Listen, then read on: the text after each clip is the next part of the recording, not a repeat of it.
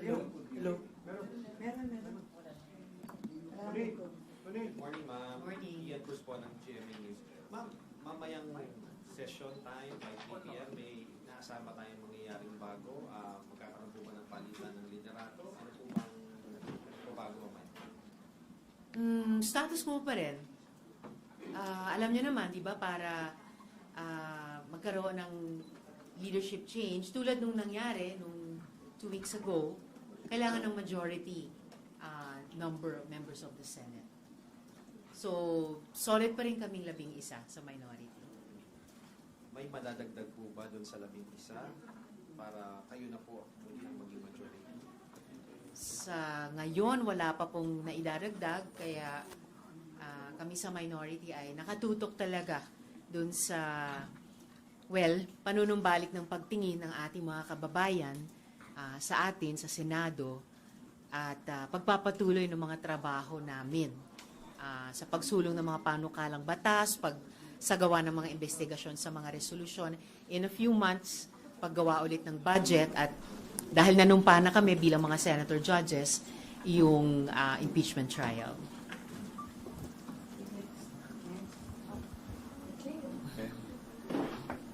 Opo, Sen, yun pong sa 11, sabi niyo po, solid pa rin sa ngayon, wala pang Yes. nadadagdag.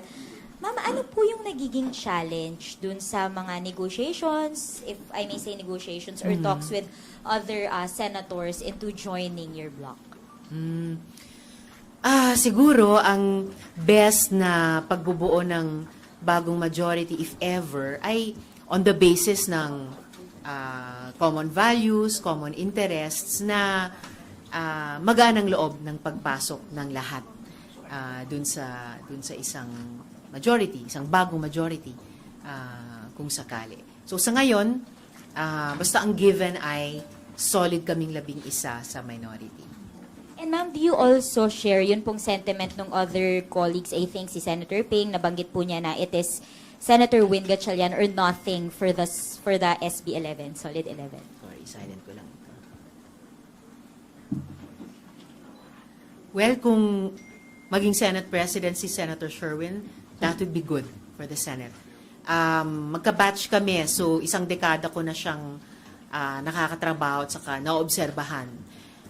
Napakaseryosong legislator. Tuwing magsususpend, nagsistay siya sa floor, hindi siya kaagad papasok sa lounge. Pag naririnig nyo silang may kausap yung staff tungkol sa trabaho. And isa siya na pinahalagahan talaga yung dignidad at yung reputasyon ng Senado. Can you also confirm, ma'am, na yung pong group po ninyo, yung 11, si Senator Win po talaga yung pinupush na SP? I hear several names kahit sa publiko, and ang attitude namin sa minority ay kung sino sa amin. I'm proud na may napatunayan na dating kakayahan bilang mga dating Senate President, at meron talagang malakas na potensyal na magsilbi din sa ganung tungkulin. At kung tatanungin niyo ako tungkol kay Senator Sherwin, kung maging siya, magiging mabuting Senate President siya. Sorry, ma'am, last on my end. Ma'am, gaano po ba ka-importante for you na magkaroon ng leadership change, considering also na malapit nang mag-adjourn yung session? Mag-break po ulit yung session. Mapa minority man o mapa majority, basta tuloy yung pagtatrabaho namin sa kasalukuyang majority. Leadership, of course, is always important, lalo na sa isang institusyon tulad ng Senado. Kaya ganyan din yung mga interventions namin on the floor the past 2 weeks. Talagang may pagbibigay halaga sa papel ng liderato. But, whether nasa minority o nasa majority, I've always been part of a collective na isinusulong yung nakikita naming responsibilidad namin sa institusyon at sa ating mga kababayan. Gloria. Hi, ma'am. Ma'am, can you confirm lang, merong ugong-ugong din kasi na si former SP Cheese daw, yung possible na pumalit kay Sen Alan and pwedeng sumama sa inyong group para kayo na yung maging majority. Is Senator Cheese not an option? Can you confirm that, ma'am? And is he not an option? Talagang Senator Win lang po. Narinig ko rin na yung ganyang mga pag-uusap, yung pagbuo ng mga bagong majority man naman ay halos bukas sa kahit sino, no, na sumapi. Basta't may mapag-level of fun na parehong values or interests, parehong interest sa loob ng institusyon. But if you're asking me about Senate presidency, as I mentioned earlier, kung maging si Senator Sherwin yan, magiging mabuti yan para sa Senado. Pero kung Senator Cheese, hindi siya as aligned with the values of the current minority. Hindi kasing napag-uusapan yon. Ma'am, may I confirm lang din po, yung kay Senator Bato lang, ma'am, yung inyong resolution urging him to surrender after lahat ng legal remedies, naipasa na po sa Committee on Rules yun, ma'am, di ba? Anong status Yeah. nun, ma'am?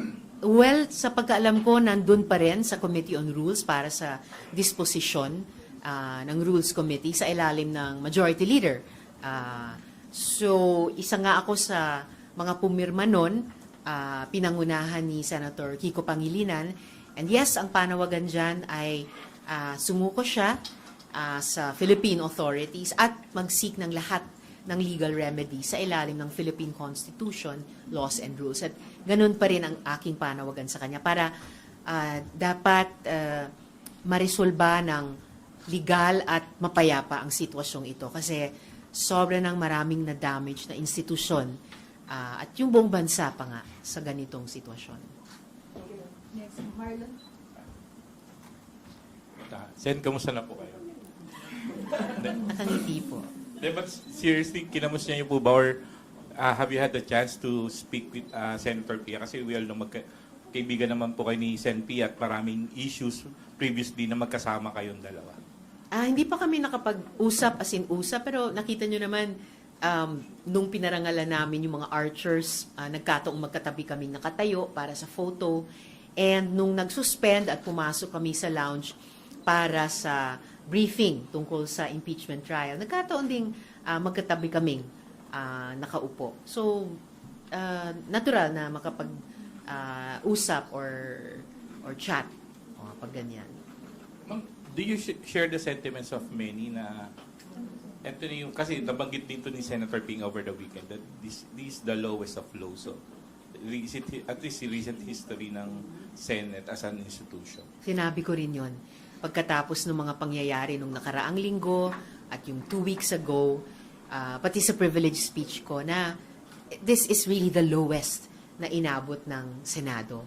Never, kahit nung martial law dictatorship, kahit nung mga coup attempts, never na nag-bulletproof vest, nag-armas ng long arms, nagkasa at nagpaputok ng arms na iyon sa loob nitong Senado. Kaya talagang parang nabastos yung dignidad ng institusyon at ng mamamayan. Kasi nga, itong Senado ay hindi naman amin. Stewards lang kami dito. Hindi namin ito bahay, hindi namin ito taguan. Ito ay Senado ng mamamayan. So, kailangan talagang iangat, itayo namin ulit ang Senado tulad ng dati at mahabang panahong pagtingin ng mga Pilipino sa kanya. And paano po matutulungan na ibangon yung dignidad at respeto ng taong bayan sa Senado kung magpupush po ulit ng another leadership revamp, another leadership change sa Senado? Kung manatili man ang kasalukuyang liderato, kung mapalitan man ang kasalukuyang liderato, tingin ko hindi yan contradictory kung sakali sa paggawa ng tungkulin ng Senado. Dahil alinmang liderato, yung kasalukuyan, o kung may bago, tulad ng mga nakaraan, pareho ang tungkulin. And yun ay nakaatang sa aming lahat, bawat isang senador. Mapa-minority man kami o mapa-majority. Thank you. Sir Bueno. So, ma'am, ano yung nakikita ninyo para nga makabangon yung image ng Senate? Aside dun sa kasi sinabi ni Senator Ping, isa sa nakikita nila para magkaroon ng fresh start, yung nga magkaroon ng change ng Senate leadership. Pero para sa inyo, the same work pa rin naman kahit magpalit. So, ano nakikita nyo? Paano makakabangon? Kasi meron ding grupo na nanawagan, magsipag-resign na lang daw yung mga sumira sa imahe ng Senate. So magsimula tayo dun sa ongoing investigation. Kinikilala ko for one yung mga findings so far ng PNP investigation at pinahalagahan ko yung magiging kompletong fact-finding ng Department of Justice prosecutors. Kung magsasagawa rin kami ng sariling investigasyon, pwede namang mag-parallel yun at mag-complement yung mga iba't ibang investigasyon sa isa't isa. Dahil halos pare-pareho namang ebidensya ang titignan. So, at lampas dun sa investigasyong iyan, kung saan talagang dapat masagot bukod sa, at kita kasi sa video, sinong unang nagpaputok, bakit nagpaputok, yung tanong na papaano nangyari ang lahat ng ito. At kung may matukoy yung investigasyon or mga investigasyon na mga dapat managot, dapat talagang managutin sila at walang pagtatakip sa anuman. Ma'am, yung pwedeng maging worst scenario sa Senate kung wala kayong magawa para makarecover, mabawi yung magandang imahe ng... Meron pa bang worse doon? Nasa worst situation na nga kami sa ngayon eh. So there should be no way to go but up. Nowhere to go but up. So magwasto kami sa harap, sa mata ng mamamayan. Tumutok ulit sa mga trabahong kinakailangan ngayong nagpapatuloy yung Middle East War, yung oil crisis at paghihirap ng ating mga kababayan sa gitna nun. Tuloy yung aming mga trabaho bilang mga senador. Yung nabanggit ko kanina, kasama na yung impeachment trial. Kailangan ma-earn namin ulit ang tiwala, buong tiwala ng ating mga kababayan. But you're confident na magagawa niyo yun, ma'am? Mabalik yung tiwala ng publiko. Fully intending ang minority na mag-ambag para maibalik ang tiwala ng mamamayan sa ating Senado.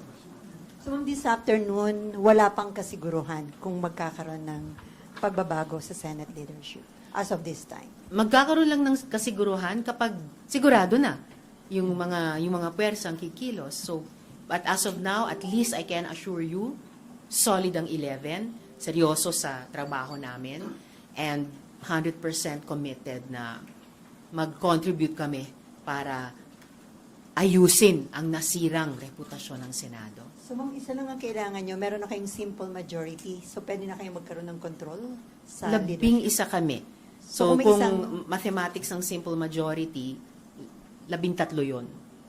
The mere fact na wala daw Senator Bato, parang kung 12, kung makakuha ng isa, pwede na daw yung simple majority. Makapagdebatihin yan. Kasi may rules sa Senado eh. So, dalawa talaga. 13 pa. Sa ngayon, dalawa ang kailangan. And so far, wala pa nag-express ng intention to join the minority. May ilang may intentions, pero sa ngayon, ang solid ay yung 11 sa minority. Wala pang solid na level of na bagong bilang. Ma'am, may nag-express po ng intention from the majority na sumali po sa inyo? May mga pag-uusap, yung tinatanyong mga ugong na mga pag-uusap. So, kung may pag-uusap pero ang 100% fact ay sa minority, 11 pa rin kami.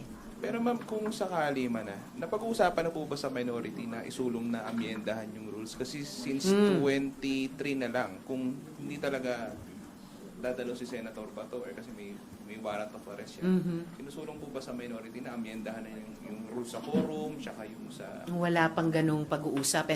But speaking of pag-amyenda sa rules, kapag biniring up sa floor yung pag-amyenda sa rules para payagan na bumoto online, tututulan ko ng matindi. Okay. Okay na ba? Ay, isa pa.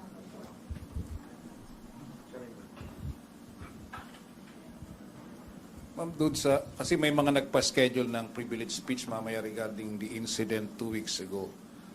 Do we expect some emotional outburst uli regarding this? Or kung meron man, paano ito makatutulong na pag-usapan yung seryosong nangyari 2 weeks ago?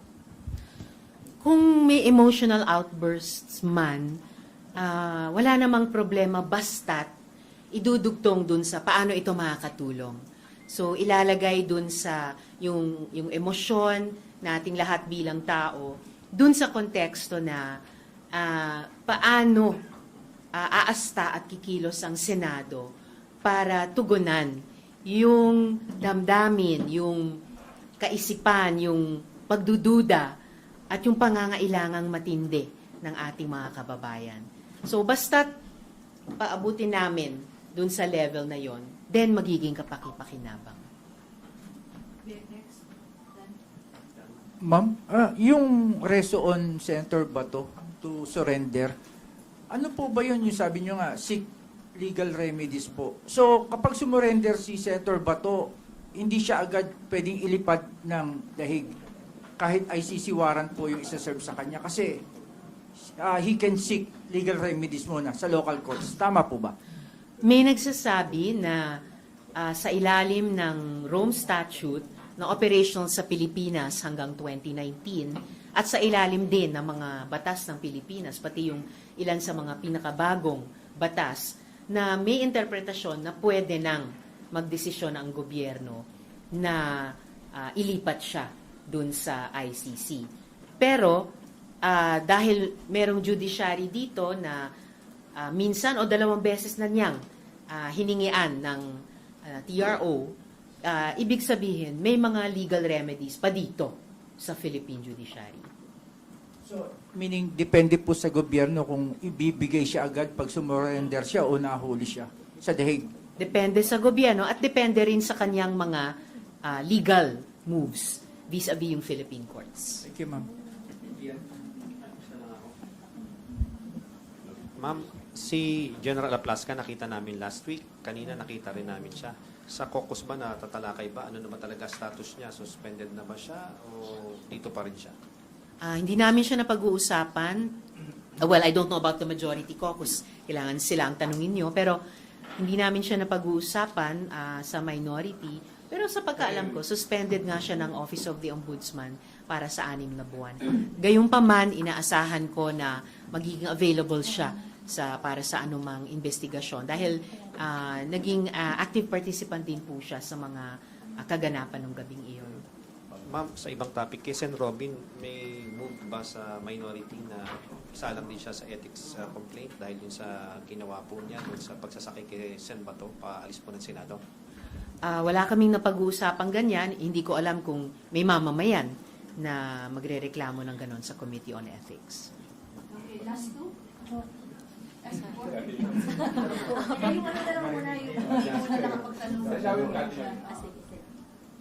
Meron lang mong sabi-sabi na ang Malacanang ay may ginagawa rin para maipush ang gusto nila maging Senate President.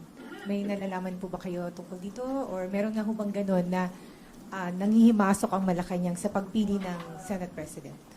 Well, at different times sa kasaysayan, minsan nagpapahayag ang Malacanang sa kagustuhan sana nila o iba.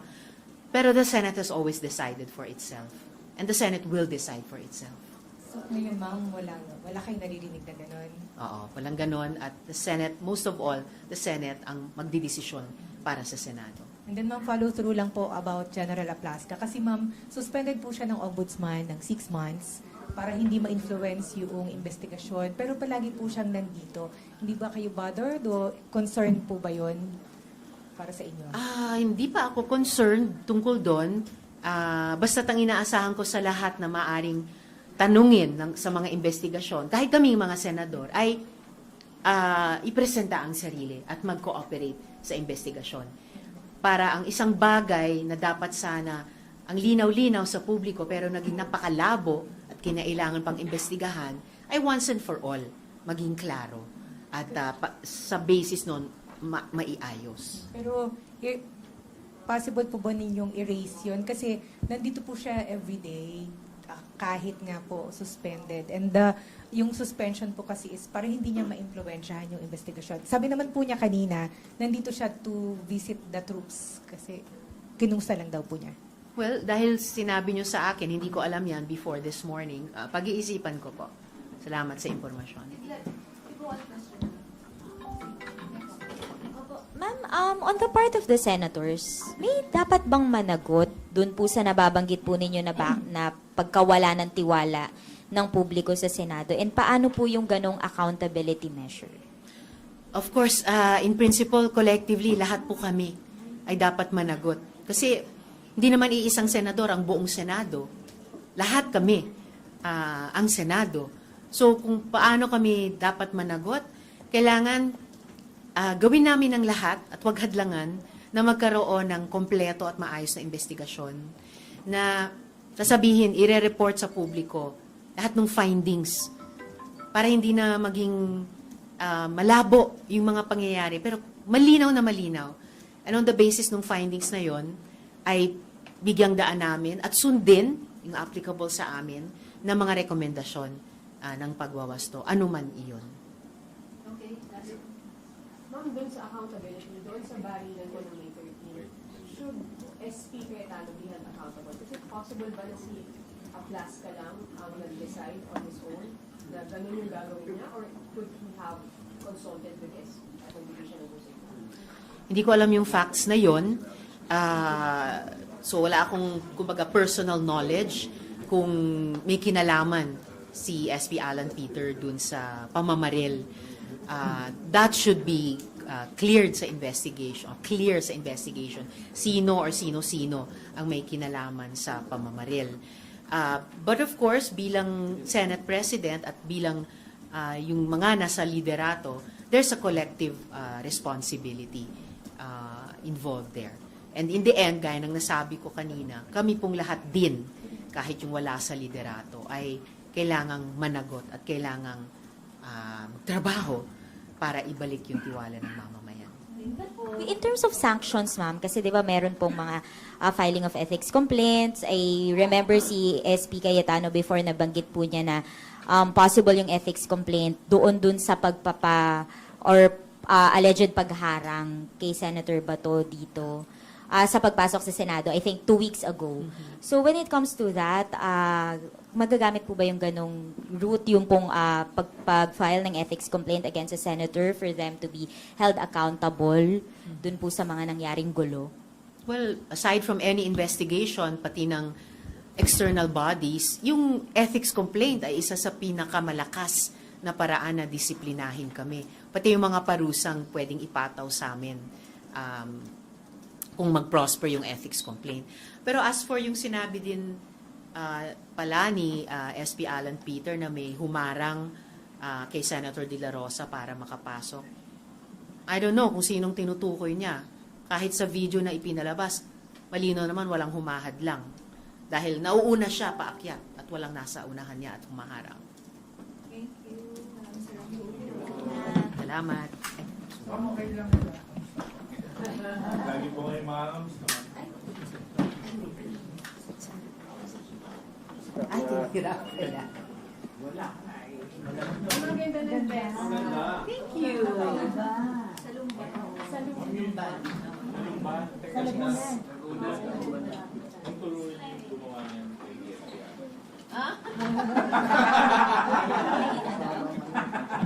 Ilang barangay na.